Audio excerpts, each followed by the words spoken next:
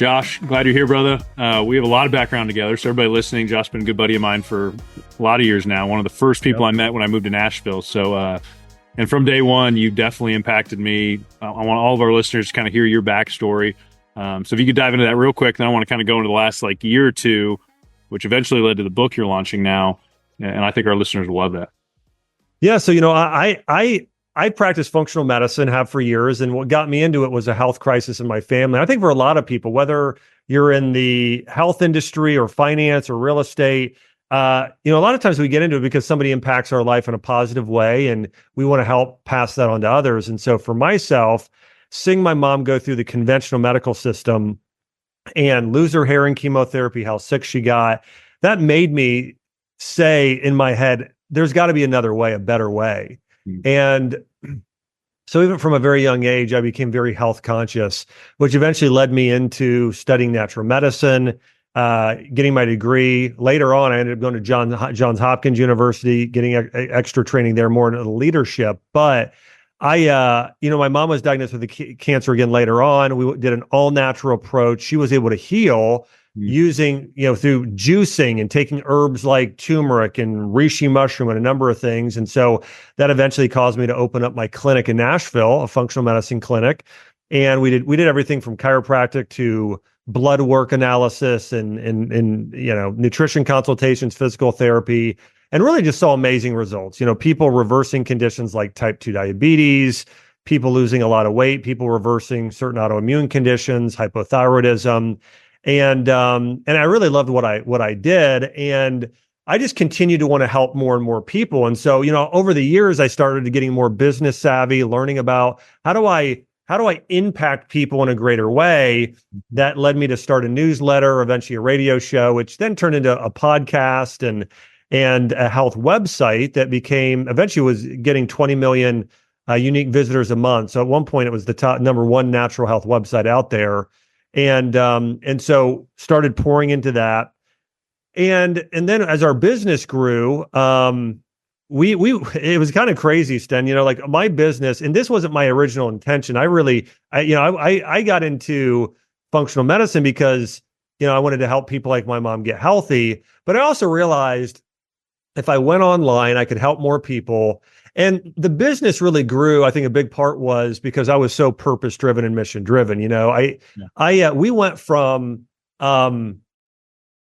losing money to 1 year to then 500,000, the next year, 2 million, the next year, 12 million, the next year, 50 million, the next year, almost 100 million.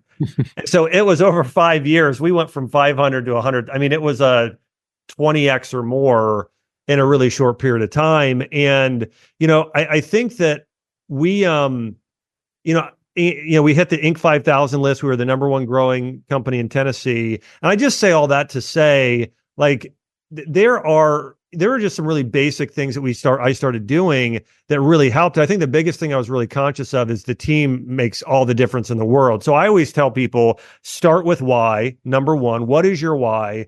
And in any industry, whether you're, again, talking about finances, or I mentioned real estate, or money management, whatever it is, I still when I work with someone like yourself, I still want to hear why you got into it. Mm-hmm. I mean, that's always the most important lead, because when somebody hears a story, for instance, hey, I got into this because I wanted to help people's legacy, help their kids and their kids. Mm-hmm. If you hear something like that, you think, well, you're in it for the right reasons. And that's such an important part of things, I think, is starting with that why and purpose. The second thing, though, is who. Who are the people that you're going to partner with in order to grow your business? So for me, I hired a mutual friend. I think the first time, or one of the first few times we met up, I remember at Vanderbilt and played basketball, Evan Tardy, became my, he started off shipping supplements out of my garage, working in the mailroom, and eventually became our company president of that company. But I just started realizing, who you partner with is everything. If you have a C-level team member, and by the way, this is an employee, it also is your upline. If you're in an organization where there's poor leadership, it actually can restrict you a little bit sometimes, or the people next to you. So I think the more you can get around people that are also purpose and why driven, who do things with excellence, who are skilled, who have a high level of talent and want to grow, you'll grow with them. So I think that that getting around the right who's is so important, because most people ask the question how before who. You want to ask who, ask who before how. Yeah. And so that's the second thing I think that's really critically important for people. And then the third is what's your product? Do you have a great product? So I always say why, who, what. Like Warren Buffett looks at this, right? Or anything he's investing in. He looks at the leadership first. And then he said the number two thing he looks at is it a great product? Yep. Can it be a blue ocean? I remember meeting someone over at, I'm trying to remember the realty company's name. Maybe it's Scout. But, they're talking about just dropping theirs to a flat fee real estate. Mm-hmm. And that's really interesting, right? So doing things to be able to be unique, but also just create the best possible product. And the next thing is how, right? How do you do it? Having the systems in place, good financial acumen, good, whatever if there's an algorithm you're using or a way to determine what to invest, when, how, when to sell, and how to, but again, going back to systems are like the habits of a business. It's like, if we want to grow ourselves, you've got to have great habits. Well, the same for our business. If your business has great habits, which are systems, well, then the chance of it scaling go way up. So that's the way I tend to think about things, is if I have those four things in place, it really can create some pretty quick growth. And so that's sort of a long story. That's not even necessarily what you asked me, but I was trying to think about your audience. I want to unpack those for sure. So everybody listening, it's why, who, what, and how. Yeah. And so I'd say a great takeaway as you listen is like, what's a kind of an audit of your business in each of these four categories? But let's jump through these a little bit, because as you were explaining this to me, I'm thinking of the advisor experience, and there's a lack of awareness. And I know in your new book, you talk about this a little bit, that sometimes we're just happily ignorant. Like we don't even know what we're capable of. And so when you think about why, when I talk to a lot of advisors, even at live events with hundreds of them, most of us do not have a compelling reason on why we're in this business. The answer is usually, I want to help people retire happily. And it's very canned. And I believe everybody wants to be in this business to do good work and to make a good lifestyle for themselves. But like, how do you tap into, or how do you even know if you've tapped into the thing that's like awakening something beyond, I just want to make money? Yeah. So the way that I think about this, there's a few things. One, sometimes you're just aware because maybe you had an experience. Or maybe someone in your life had an experience, but generally it's pretty basic. I think when we're talking, like, if I would think about myself and my family and most people I know, people want more freedom. That's a huge thing. Yeah. So more freedom, and that financial freedom is huge. Mm-hmm. And so I think you need to think about who is your avatar, who is your demographic. And so I'll give you an example for myself, because we get really specific on this. In fact, I just did this for a whole branding exercise for a new business I'm starting. And there's this company, they're top of the line. I mean, they've done designs for, billion-dollar companies. And we went through a branding exercise together. And so we got really specific about my demographic. And we go through every detail. So for instance, my demographic right now is going to be older millennials. And if I'm thinking about the nutrition space, older millennials who it's crazy to think, but so older millennials are turning 40. So they're starting to age. So some of the women are starting to get, they're worried about some of the wrinkles, and some of the guys are getting some of the joint issues, and I can't, playing pickup basketball or whatever it is. So millennials are starting to age a little bit. And so my demographic is, let's say, a woman who is, 36 years old, and their husband's 42, something like that. They're in that kind of late 30s, early 40s range. And they are conservative. And by the way, I'm not saying this is the only people I'm going to reach. I'm just saying this is my audience. But they tend to be conservatives. They tend to be Christians. They tend to shop at Whole Foods and Lululemon and own a Peloton. And they've got 2 or 3 kids, and they send them to they either homeschool, or they're trying to not send them to public school. They're trying to maybe have them go to a private school. And thinking about what they're interested in, the right. So we really nailed down, like, okay, so what do Jennifer and Dave, like, what do they want? What are those things? What are they concerned with? Now, with the financial space, a little, and let me go with the health space. They want to look and feel younger. They want to start now so they can look and feel younger when they're in their 50s, 60s, 70s, 80s. They want to look like Jennifer Aniston, that woman does, when Jennifer Aniston's in her 60s. So it actually is kind of crazy to me, but millennials actually think this way more than baby boomers did, a lot more. Okay. So anyways, I think that if I'm going to the financial realm with this, I think the freedom and being able to paint a picture, a vision. Hey, Yes. what I see for you is being able to be totally financially free when you turn 55 or 60 years old. And you can do everything. You can do anything you want. You could retire to Florida. You could take trips. You could work part-time. Imagine your ideal future. That's my goal for you, is to get you to that point. The good news for myself is I'll be at that place at 50. And if you want to fast track it, let's talk about that. But I think generally speaking, if those people, like I'm thinking about my parents, they did this when my dad was like 62 and my mom was 60. They retired down to Florida and they had freedom. My dad works a little part-time, maybe 20 hours a week, still in his 70s. It's because he wants to, but it's total freedom. And they were able to pay for their kids to go to college. So they're able to do that. They were able to give more generously. So I think being able to paint a picture of a vision of here's how to do it. And one of the things I get into in my book, Think This, Not That, is I call this a process of visualization to realization. And if people can, if you can show people this, it's really compelling. Now, before visualization, there's actually one step, and it's prioritization. So you want to ask people and know a little bit about, okay, what is your demographic? What do they prioritize? Well, my demographic prioritizes their family, maybe their faith. They prioritize their work-life balance, freedom. So I know that those are priorities for them. And then after that, I cast a vision, as I just shared. Here's what your life can look like. Yeah. Well, then the third step is maybe you set some goals, and with that, you form out a strategy.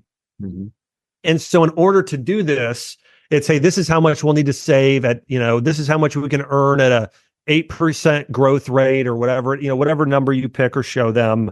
And so you have a strategy of showing them exactly how to reach the goal. And then it's plugging those into systems for themselves. Okay, we're going to automatically, I know you've done this for a friend of ours. So yeah. I've got one of our buddies who you set it up where he automatically has, his finances like pulled out of his check and goes right into a bank account that, then accrues interest, right? Or into investments that you invest for him. So all that being said, those systems are then in place. My point is that I think if, like, for me, I get really confident in if I sit down with an advisor and they say, here's my why, here's exactly here's our who, here's what we're about, here's our team, here's where we're the best in the world. And then you start getting into knowing them, right? And then from there, so just as much who as possible. And the next thing I think there is what? Here's our product. Here's our philosophy. I think that's part of what the what is, the product, right? Warren Buffett's all about value. Kathy Wood is all about growth, right? So there's a difference in sort of those philosophies. Yeah. So sharing your philosophy. And then I think, here's how we're going to do it. Here's what but those I feel like I think in the financial advisor space, there's a lot of weak whys. I think that's something I run across that, like, they probably feel it. They just haven't really trained themselves to communicate it. Yeah, I feel like communication should be a superpower of any entrepreneur, any salesperson. Where I think, unfortunately, a lot of our spaces say a bunch of average things longer and harder than anybody else, and eventually you'll get enough clients to be successful. Yeah. Instead of saying, I'm going to out communicate other people. I'm going to communicate in such an inspiring, compelling way that, like, people will just feel better, more confident around me, even if I'm offering the same thing as a lot of other advisors, which is kind of true. Like, we all think we're a little different, but like to a client, they all hear the same thing. Yeah. Well, it's interesting. I read this article by Warren Buffett years ago, and here's what he said. He said, when I invest in companies, he said, there's three things I look for. And then the fourth thing is what I'm going to hit on with your point, but I think this is interesting too. He said, I look at number one, the company leadership is of the company. That's the most important thing. Number two, I look at the product. And number three, I look at the industry and the market. Is there room for growth for it? Is there, and so, but then he said something else in the same interview. And he said, by the way, he said, the number one thing anybody could do in any industry, finances like I'm in, investing, he said, it could be real estate, it could be healthcare. He said, is communication. He said, there's no other skill you could develop that's more important for every job. Because he said, he was talking about the financial industry, which is so relevant here, of course. And he said, it's literally the difference between somebody making a 5-figure salary and maybe even an 8-figure salary. It's the biggest gap is communication. Mm. Yeah. We spend a lot of time on kind of whiteboarding. Like, how do you take something complex and simplify it visually So yeah, I think in our space, there's a huge gap in how we use illustrations or general language. And what we're really hoping is that somebody just doesn't have another option. So they're just going to do it with us. Yeah. Instead of taking the ownership of, there's a chance that my ability to communicate is the only thing standing between them and what they want to accomplish. Yeah. And I think that's a heavy way to put it, but it's like, I think it's that important. Yeah. I think people are visual too. I think if you can paint the picture visually as well, I think it's very helpful. But yeah, one of the things I learned when I was in practice, I had a mentor who we would do a patient orientation. It was a longer orientation. It was about an hour long. And we would go through the problems today with I would tell my story about my mom being saved from cancer and healing using natural approaches. I'd then go into the problem today with the current industry and how that's actually going to end up making people worse. And then I would go through and share, a few main points and testimonials and examples. And my mentor always told me, he just said, this 1 hour communication that you have with this person, he said, it is by far the most important thing you'll ever do in impacting their life. It's a first impression, but more than that, it really is. Nobody's ever shared something like with this with them before. So we practiced it constantly, like getting better at this one talk. I probably did this one talk. I mean, it had to have been, I did it 3 days a week for 6 years. And it was a lot. It was a lot of times. And so it's the same thing. It's like, you can build an entire, I asked Jordan Rubin, my business partner, Jordan. So Jordan is, he founded a company called Garden of Life, which now it's sold a few years ago for 1.7 billion. He co-founded Ancient Nutrition with me. And when I first asked Jordan, I said, hey, how did you build this company into $1 billion company? Here's exactly what he told me. He said, I just told my story over and over and over again. That's it. Wow. He said, I just would tell this story, this anywhere from, I had my 5-minute story of it or my 50-minute story of it, but I told it over and over again. It's all I did. And that's how I built it to $1 billion company.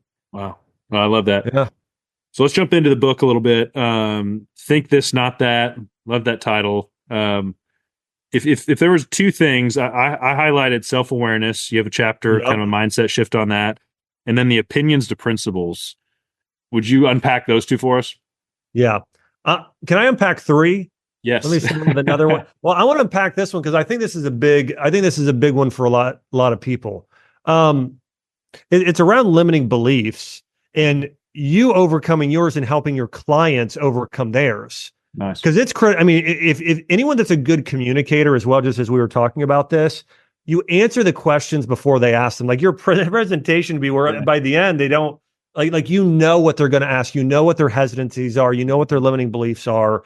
But going back, so when I was a freshman in high school, I was a terrible student throughout high school. But when I was a freshman, I had a teacher in English, freshman English, asked me to stay after. Her name was Miss Noble.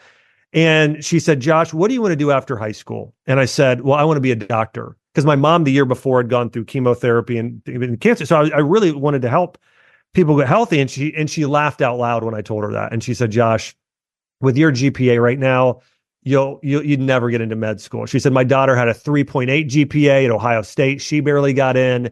And she said, you're doing terrible in this class. She gave me my paper back. She said, you got an F on this paper. You got a D- in the class so far. She goes, you need to try harder. And that was it. But as a 14-year-old kid, like what I walked away with was, I'm not smart. That's, I think, the narrative I started having in my head. Mm-hmm. And then 2 weeks later, my mom brought me to a doctor and they diagnosed me with ADHD. And, the guy's talking about me like I'm not in the room. And I remember thinking to myself, good. Well, not only am I not smart, I'm like medically not smart. Like there's maybe something wrong with me. And so throughout high school, I just stopped trying. I mean, I barely graduated. I graduated with a C- GPA. And the only reason I graduated is I knew my dad would just be so mad if I didn't at least graduate. And then I applied to colleges. I got rejected by all kinds of colleges. But one college that I wanted to go to sent me a letter back. And it said, well, it started off with, you're not in, essentially. But it said, if you come and do summer school and you average above a 3.0, we'll let you in. And I thought, well, okay, I'm going to do this. So it's the University of Kentucky. So I lived in Ohio, went up, took summer class, and I said, I'm going to try. And the first class I had to take was English 101. And first big assignment was a paper. And I thought, again, I'm going to try. I tried really hard.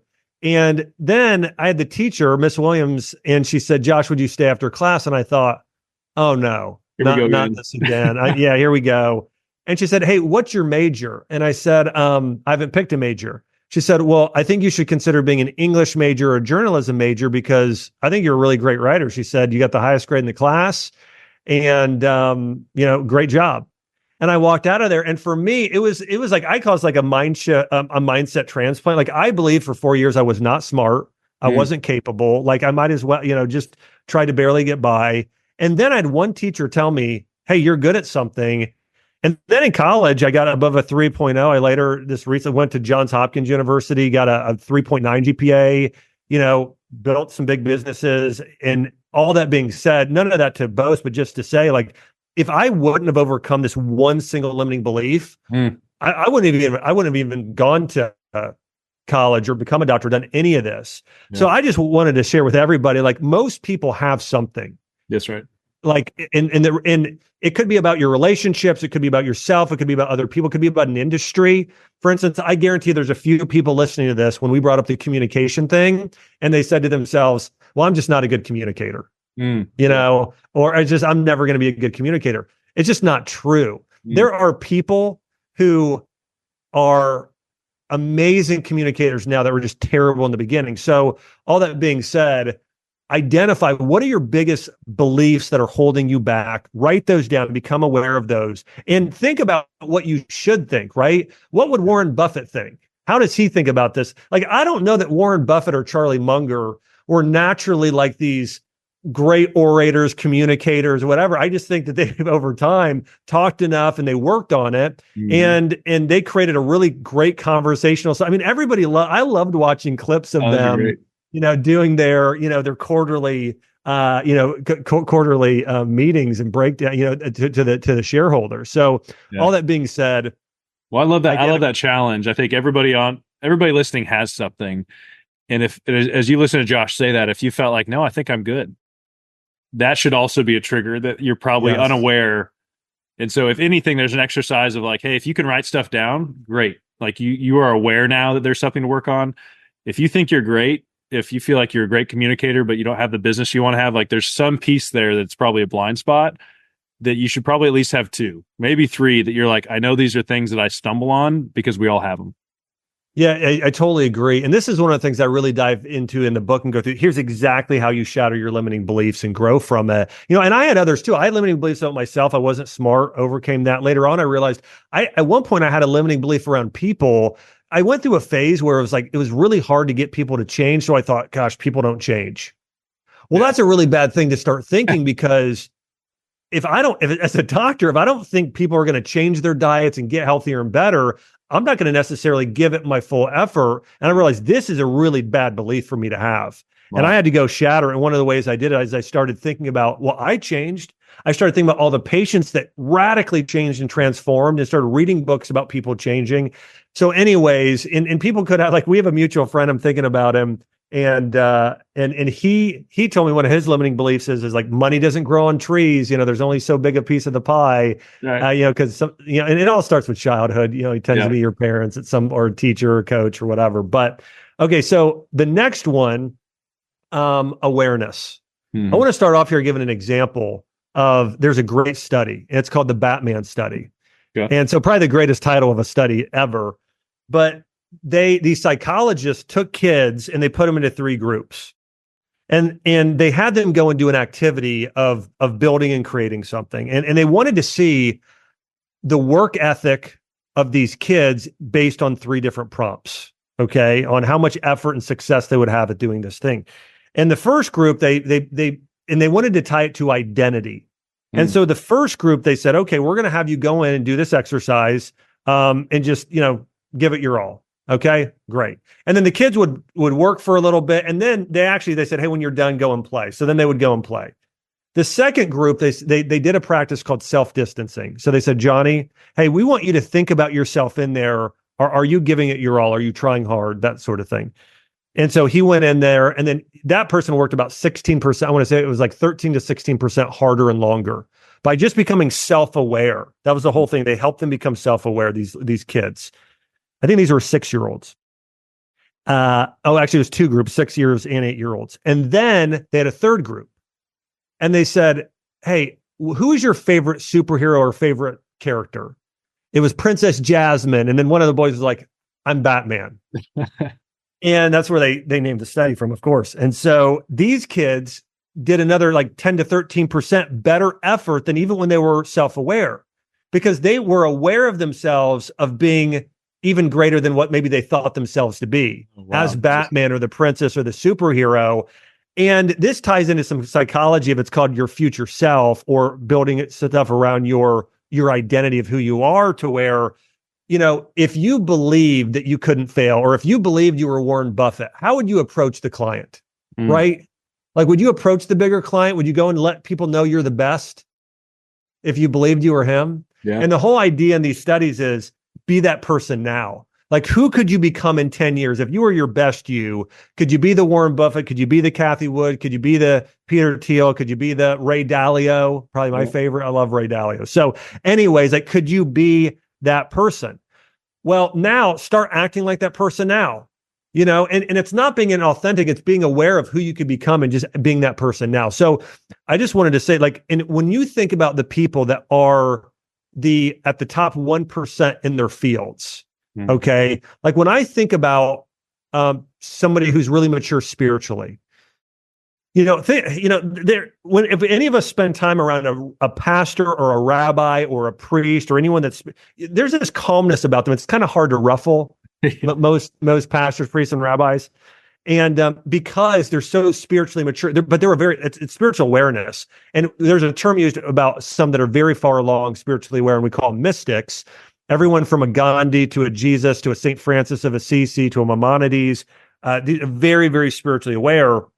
But the same thing is true for health.